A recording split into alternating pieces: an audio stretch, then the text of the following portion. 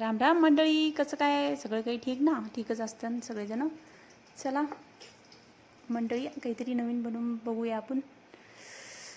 मी एक अशीच करून बघितली ती सहज पुऱ्या वगैरे.